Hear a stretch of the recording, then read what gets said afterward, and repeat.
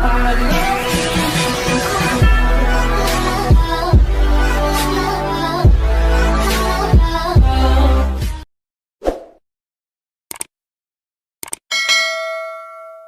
दोस्तों, बहुत बहुत स्वागत है आपका अपने चैनल स्टडी 92 पर। मेरा नाम अमरीश कुमार। दोस्तों, आज मैं फिर आप लोगों के सामने पाठ 1 के भाग 4 यानी कि मनुष्य का आहार नाल लेकर आया हूं दोस्तों, क्योंकि यह बहुत ज्यादा इंपॉर्टेंट है, क्योंकि इसी में सबसे ज्यादा बिहार बोर्ड में क्वेश्चन पूछा करता है। तो दोस्तों, अगर इस चैनल पे आप नए हैं तो फटाफट इस चैनल को पहले सब्सक्राइब कर ले, बेल आइकन को प्रेस कर ले, ताकि मेरी आने वाली पहली नोटिफिकेशन आपके पास पहुंच सके।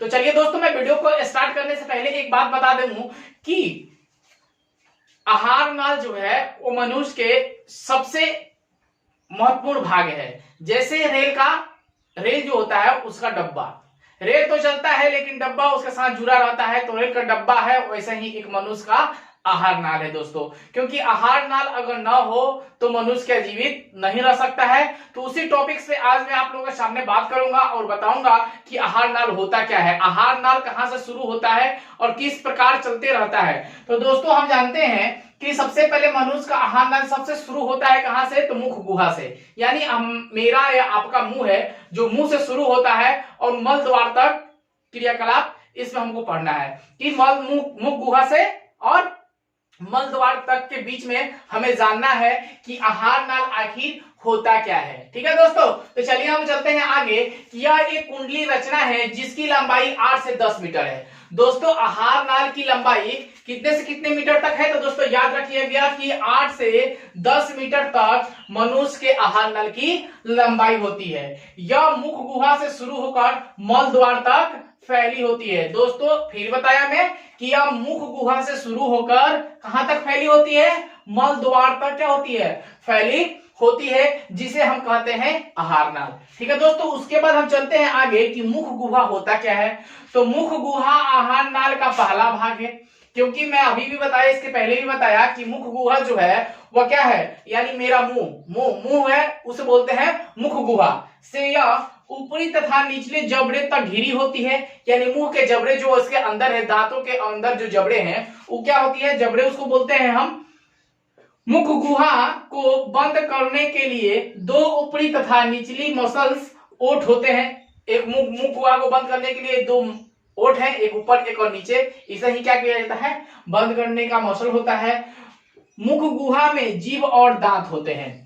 दोस्तों, मुख गुहा में क्या क्या होता है, एक जीभ होता है और एक दांत होता है। तो दोस्तों, जीभ के बारे में भी जानेंगे हम आगे और दांत के बारे में जानेंगे। दोस्तों, आपने 8वीं कक्षा में जीभ के बारे में भी जाना है और दांत के बारे में भी जाना है। शायद आप भूल गए होंगे, लेकिन मैं आप लोगों को भी याद दिला दूंगा कि जीभ और दांत। दोस्तों, जीभ पे क्या सी कलिकाएं रहती है जिसके कारण हम अपने स्वाद को चख पाते हैं। ये जान लेंगे दांत के कितने प्रकार होते हैं। तो चलिए दोस्तों, फिर हम आगे चलते। हाँ, तो आगे मेरा टॉपिक है दोस्तों कि मैं बोला था आप लोगों को कि जीभ के बारे में बताऊंगा और दांत के प्रकार के बारे में बताऊंगा। दोस्तों, यहाँ जो है बहुत समझने वाली बात है कि जीभ जो है वह मुख गुहा में जीभ पाई जाती है। दोस्तों, आप जानते हैं कि मुख गुहा में जीभ पाई जाती है, लेकिन इसका कार्य क्या होता है दोस्तों, आप जानते हैं? नहीं जानते हैं, फिर बता रहा हूं मैं कि जीभ जो है, जीभ में क्या होता है दोस्तों, मुंह में लार होता है। लार से कहा जाता है दोस्तों, भोजन निगलने में। अब दोस्तों, यहां मैंने लिखा है ऐसे ही कि जीभ, लार, भोजन निगलने में, लेकिन आप क्या इस बात को समझ पाए हैं? नहीं समझे हैं तो मैं बता दूं कि जो भी हम भोजन ग्रहण करते हैं वह कहां जाता है, जीभ पे जाता है। सबसे पहले कहां आएगा, तो मुंह में से कहां पाएगा तो दोस्तों, जीभ में। जीभ में जाने के बाद तुरंत भोजन किस में ग्रसित हो जाता है, लार के रूप में ग्रसित हो जाता है। लार बनाता है भोजन को, यानी कि पचाने का कार्य यहीं से शुरू होता है। और फिर लार कहां चला जाता है, भोजन के आकार में, यानी कि भोजन को लार क्या करता है, पूरी तरह से ग्रसित अपने और कर लेता है। उसके बाद भोजन जाकर मेरा क्या होता है, अंदर की ओर जाता है। तो दोस्तों, यहां समझ लीजिए आप अच्छी तरह से कि सबसे पहले भोजन को कौन ग्रसित लेता है, तो जीभ लेता है। उसके बाद जीभ कहा जाता है दोस्तों, तो लार के रूप में परिवर्तित हो जाता है। उसके बाद वहां से भोजन को क्या करता है, वह पचाने का कार्य शुरू करता है। और उसके बाद जब पचता है भोजन तो कहां चला जाता है, निगल जाता है, यानी लार में समाहित होने के बाद भोजन को निगला जाता है। ठीक है दोस्तों, तो जीभ का हमने कार्य समझ लिया। उसके बाद दोस्तों देखिए मैंने पूछ रखा है कि जीभ पर आते ही कोई भी स्वाद को हम कैसे पता लग सकते हैं। तो कौन सा चीज होता है जिसके कारण हम स्वाद को पता लगाते हैं। तो जीभ पर दोस्तों याद रखिएगा कि स्वाद कलिका पाई जाती है। दोस्तों जीभ पर कौन कौन कलिका पाई जाती है। तो दोस्तों स्वाद कलिका पाई जाती है। लेकिन देखिए यहाँ पे मैंने जीभ का चित्र एक बनाया है दोस्तों, ठीक है। यहाँ थोड़ा सा गौर देने वाली बात है कि यहाँ पर थोड़ा सा ध्यान दीजिएगा कि सबसे पहले ऊपरी भाग पे हम कोई भी भोजन अगर कड़वा चीज हो तो कड़वा चीज को सबसे पहले हम परखते हैं, जान पाते हैं। उसके बाद यहाँ 2 नंबर पे मेरा रहेगा खट्टा चीज को हम उसके बाद पकड़ते हैं, और 3 नंबर पर मीठा चीज को पकड़ते हैं। दोस्तों किसी बार बार हम लोग सोचते हैं और कहते भी हैं कि कड़वा को घुट जाओ मीठा को बोलो। तो सबसे ऊपरी परत पे क्या होता है, मीठा होता है। याद रखिएगा मैंने आप लोग बताया कि पहला दूसरा तीसरा, लेकिन इसके ऑपोजिट हम चलते हैं तो कहां होता है, सबसे पहले क्या होता है, मीठा। मीठा वचन, कड़वा वचन बाद में आता है। सबसे पहले क्या आता है, मीठा वचन। तो सबसे पहले मुख पे जीभ पे किसका स्वाद को पता लगाते हैं हम, मीठे चीज को। उसके बाद किसका आता है दोस्तों, खट्टा का। उसके बाद किसका आता है, कड़वा का। यानी मीठा वचन बोलो, कड़वा वचन घुट जाओ। यानी मीठा वचन बोलो, मुंह पे हमेशा जीभ पे ऊपरी भाग पे कौन होता है, मीठा, और पीछे की ओर कौन होता है, कड़वा। मीठा वचन बोलो, कड़वा वचन घुट जाओ। इसको याद रखिएगा तो यहाँ आप समझ पाइएगा, ठीक है दोस्तों। फिर मैंने कहा है जीभ पर स्वाद कलिकाएं पाई जाती है। अब उसके बाद यहाँ एक टॉपिक छोटा सा है कि सबसे ज्यादा स्वाद कौन परखता है, पुरुष या स्त्री। तो दोस्तों अगर आप नहीं जानते हैं तो जान लीजिए कि स्त्री सबसे ज्यादा स्वाद को परखती है। उसके मुंह में जाते ही वो बता देगी कि इस चीज का इतना अच्छा स्वाद है, ये चीज खराब है, वो चीज है। लेकिन पुरुष जो है स्वाद को उतने ढंग से पता नहीं लगा पाता है, स्त्री ही स्वाद को अच्छे ढंग से पता लगा पाती है। अब चलते हैं दोस्तों, दांत के कितने प्रकार होते हैं। तो दोस्तों दांत के मुख्यतः 4 प्रकार होते हैं, कर्तंग या इंसाइजर, वेदक या केंडाइट, अग्रचर्वक या प्रोमेलर, चौवक या मोलर। दोस्तों 4 है। इसको क्या करिए कि आप इसको स्क्रीनशॉट पहले खींच लीजिए, इसको खींच लीजिएगा, उसको लिखने में आसानी होगी आपको। फिर देखिए दोस्तों मैं अभी इसके बाद तुरंत आप लोगों को बताऊंगा मनुष्य के आहार नाल से रिलेटेड जितने भी है, मुंह गुहा, लार ग्रंथि, ग्रास नली, ये सब क्या होता है मैं आप लोग को अभी तुरंत बता रहा हूं, ठीक है। और तो चलिए देखिए दोस्तों मैंने एक मनुष्य का नामांकित चित्र बनाया है। दोस्तों उतना तो अच्छा नहीं बना पाया, लेकिन जितना कोशिश हो सका उतना बनाया। लेकिन आप घर पे जरूर इससे कोशिश करिएगा बनाने को, क्योंकि बिहार बोर्ड में 5 नंबर का पूछता है प्रश्न कि मनुष्य के आहार नाल के नामांकित चित्र बनाए। तो दोस्तों चलिए सबसे पहले यहाँ एक क्या होता है, सबसे पहले मुंह होता है दोस्तों, ठीक है। मुंह होता है, मुंह के जस्ट ऊपरी भाग यानी मुंह पे एक मेरा समझ लीजिए यहाँ क्या है, भोजन है। क्या है दोस्तों, तो भोजन है। अब भोजन को मनुष्य जब ग्रहण करता है तो कहां जाता है। तो चलिए यहां से मनुष्य अपना भोजन करना शुरू किया तो कहां आया, मुख गुहा में। यहाँ क्या होता है दोस्तों, इसको हम बोल सकते हैं क्या, मुख गुहा। क्या बोलेंगे दोस्तों, मुख गुहा इसको बोलेंगे। मुख गुहा का कार्य क्या होता है कि भोजन को पचाना। मुख में ही भोजन को 50% से एभव पचा देता है, तभी मेरा ग्रसनाली में प्रवेश करता है। अगर खाना नहीं मुंह में पचेगा तो क्या ग्रसनाली में प्रवेश करेगा, ग्रसनाली में प्रवेश नहीं करेगा, ठीक है दोस्तों। तो मुंह पे आया और मुंह के आने के बाद वह भोजन को धीरे धीरे धीरे धीरे कहां लेकर आता है, तो ग्रसनाली में लेके आता है। कहां आता है दोस्तों, तो ग्रसनाली में लेकर आता है। ग्रसनाली से होते हुए फिर भोजन कहां की ओर जाता है दोस्तों, तो ग्रास नली में जाता है। और ग्रास नली के बाद भोजन दोस्तों कहां जाता है, तो अमाशय में प्रवेश करता है। ठीक है दोस्तों, समझ लीजिए कि पहला मेरा भोजन मुख गुहा से प्रारंभ होकर अमाशय में प्रवेश करती है। उसके बाद दोस्तों यहाँ एक चित्र बना है, इसको हम कहते हैं लार ग्रंथि।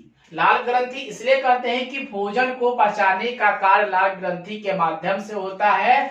यह दोस्तों देख रहे हैं यहाँ पे, ध्यान से दीजिएगा, इसको बोलते हैं ग्रासनी। ग्रासनी बोलते हैं, जिसकी लंबाई कितनी सेंटीमीटर होती है दोस्तों, 12 सेंटीमीटर ग्रासनी की लंबाई होती है। तो ग्रासनाली से भोजन कहाँ चला जाता है? तो ग्रास नली में प्रवेश करता है। और ग्रासनाली से भोजन कहाँ प्रवेश करता है? तो अमाशय में भोजन प्रवेश करता है। उसके बाद दोस्तों हमारे दाहिना साइड क्या होता है? तो लीवर होता है, जिसे हम कहते हैं यकृत। दोस्तों क्या कहते हैं उसे? हम यकृत कहते हैं। हमारे दाहिना साइड जो होता है वहां होता है क्या? लीवर। ठीक है दोस्तों, हाँ लीवर होता है। उसके बाद दोस्तों उसमें एक आता है प्लहिया। उसके बाद दोस्तों आता है अग्नाशयक। उसके बाद आता है पित्त की थैली। उसके बाद छोटी आंत। उसके बाद दोस्तों नीचे में आ जाएगा मेरा मल द्वार।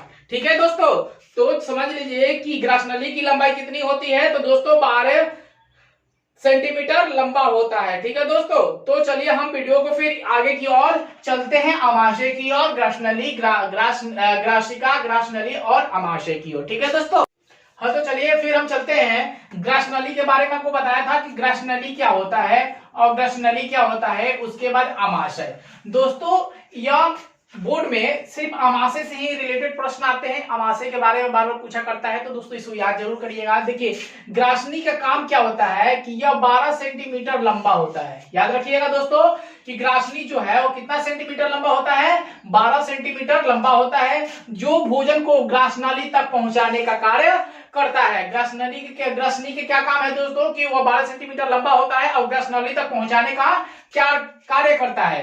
उसके बाद ग्रासनाली जो है वह खाना को अमाशय तक पहुंचाने का कार्य करता है। क्यों?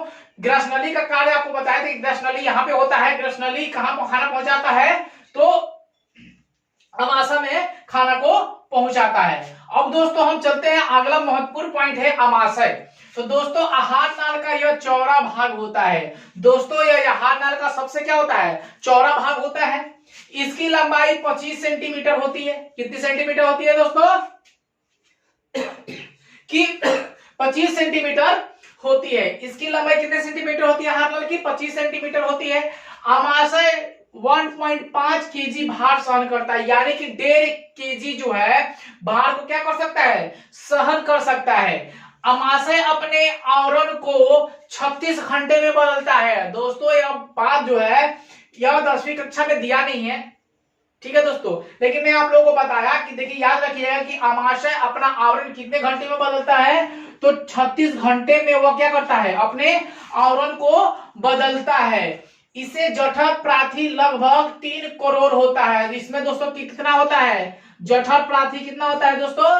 तो 3.5 करोड़, यानी 3.5 करोड़ जो होता है इसमें जठर प्राथी होता है। जो जठर रस निकालता है, जो प्राथी है वो क्या करता है? जठर रस को निकालता है। इस रस में एक अम्ल और एंजाइम पाए जाते हैं, जिसे हम HCl के नाम से दोस्तों जानते हैं। ठीक है दोस्तों, तो इसको क्या करिए कि आप स्क्रीनशॉट फटाक से कर ले लीजिए। इनमें लगभग कितने होते हैं दोस्तों? तो क्या होता है? तो दोस्तों हम जानते हैं एक और बात कि ग्लूकोज जो है, ग्लूकोज हम लोग जो खाते हैं उससे क्या एनर्जी मिलता है? क्या नहीं, ग्लूकोज प्रोटीन से एनर्जी नहीं मिलता है दोस्तों। तो किससे एनर्जी मिलता है? तो याद रखिएगा कि कार्बोहाइड्रेट जो होता है उससे एनर्जी क्या होता है? हमें मिलता है। ठीक है दोस्तों, क्योंकि क्या बोलते हैं इसको कि ग्लूकोज और प्रोटीन से हमें क्या एनर्जी की प्राप्ति नहीं होती है, हमें कार्बोहाइड्रेट जो मिलेगा उससे क्या होगा? हमें एनर्जी प्राप्त होती है। और ये सबको मिश्रण कर देता है, अलग अलग कर देता है। इस वजह से हमें कार्बोहाइड्रेट से हमें क्या मिलती है दोस्तों? एनर्जी मिलती है। अब चलते हैं दोस्तों कि जठर रस के कितने प्रकार होते हैं। तो दोस्तों आप जानते हैं कि जठर रस के मुख्यतः कितने प्रकार होते हैं दोस्तों? तो 4 प्रकार होते हैं। तो दोस्तों चलिए मैं उसका लिख देता हूं कि जठर रस के कितने प्रकार होते हैं। तो दोस्तों जठर रस के 4 प्रकार होते हैं। मैं तो बोल दिया, लेकिन फिर भी आप लोगों को लिखकर बता देना। हाँ, तो जठर रस के प्रकार कितने होते हैं दोस्तों? तो याद रखिएगा जठर रस के मुख्यतः 4 प्रकार होते हैं, जैसे कि अम्ल, पेप्सिन, रेनिन, लाइपेज। दोस्तों अगर बोर्ड में प्रश्न पूछता है तो पेप्सिन से ही पूछता है। याद रखिएगा पेप्सिन से ही कुछ प्रश्न आएंगे। इसे नोटबुक में थोड़ा सा देख लीजिएगा, बुक में कि पेप्सिन के बारे में थोड़ा बहुत दिया होता है। तो मुख्यतः जठर रस के 4 प्रकार होते हैं, अम्ल, पेप्सिन, रेनिन और लाइपेज। पेज। दोस्तों जठररस के प्रकार के बारे में एक मैंने शॉर्ट सोचा है, उससे अगर आप याद कर लीजिएगा तो शायद इसे याद रखिएगा। जैसे कि आप रेल है, तो दोस्तों यहां से कुछ निकल के आता है कि आप रेल है, याद रखिएगा तो यहां से निकल जाएगा। जैसे कि आप से हम सब दोस्तों अ से मान सकते हैं दोस्तों कि अम्ल। प से दोस्तों क्या हो सकता है, पेप्सिन। रे से दोस्तों क्या हो सकता है, रेनिन। और दोस्तों ल से क्या हो सकता है, लाइपेज। दोस्तों ये हॉट ट्रिक है कि नहीं, बिल्कुल। आप इसे अगर याद रखिए कि जठरस के कितने प्रकार होते हैं, तो जठरस के 4 प्रकार होते हैं, तो कौन कौन सा होते हैं, तो आप बोल सकते हैं आप रेल हैं। ठीक है दोस्तों, अ से अम्ल, प से पेप्सिन, रे से रेलिन, ल से लाइकेन। दोस्तों अगर मेरी वीडियो अच्छी लगी हो तो एक लाइक बटन को दबाइएगा और ज्यादा से ज्यादा अपने दोस्तों में शेयर करिएगा। दोस्तों आज के लिए इतना ही, थैंक यू, धन्यवाद।